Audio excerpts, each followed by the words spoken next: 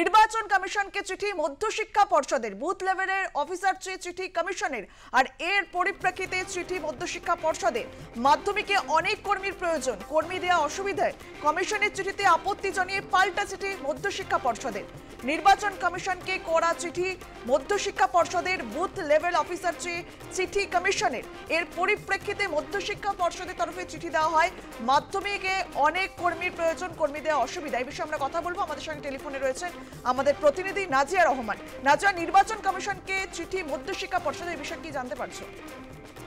দেখো, 2026 সালে বিধানসভা নির্বাচন, আর এই বিধানসভা নির্বাচন কে ঘিরে ইতিমধ্যেই কিন্তু নির্বাচন কমিশন তোড়জোড় শুরু করে দিয়েছে বলা যেতে পারে। এবং ইতিমধ্যে যেটা জানা যাচ্ছে যে মধ্যশিক্ষা পর্ষদ, তারপর উচ্চ মাধ্যমিক শিক্ষা সংসদের যে সমস্ত কর্মী অফিসাররা আছেন তাদের কাছে চিঠি আসতে শুরু করেছে।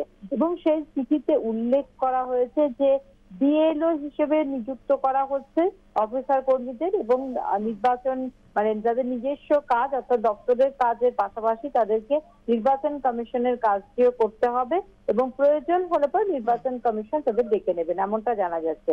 কিন্তু এই চিঠির পরিপ্রেক্ষিতে ইতিমধ্যে মধ্যশিক্ষা পর্ষদের তরফ থেকে একটি চিঠি দেওয়া হয়েছে, এবং সেখানে উল্লেখ করা হয়েছে যে মাধ্যমিকের কাজ এবং পরীক্ষার অ্যাডমিশন সমস্ত কিছু ঘিরে মধ্যশিক্ষা পর্ষদের কর্মীদের কিন্তু মানে প্রচুর কাজ, এবং এই কাজের অতিরিক্ত যে দায়িত্ব পালন করতে তারা অপরাগ। তাই তাদেরকে যেন আসন্ন বিধানসভা নির্বাচনকে ঘিরে যে দায়িত্ব দেওয়া হচ্ছে সেই দায়িত্ব থেকে অব্যাহতি দেওয়া হোক। পাশাপাশি চিঠিতে এটা উল্লেখ করা হয়েছে যে মধ্যশিক্ষা পর্ষদ স্বশাসিত সংস্থা, তাই তাদেরকে অন্ধকারে রেখে এইভাবে কিন্তু কর্মী বা অফিসারদের কিন্তু একদম কমিশনের চিঠিতে আপত্তি জানিয়ে পাল্টা চিঠি পর্ষদের।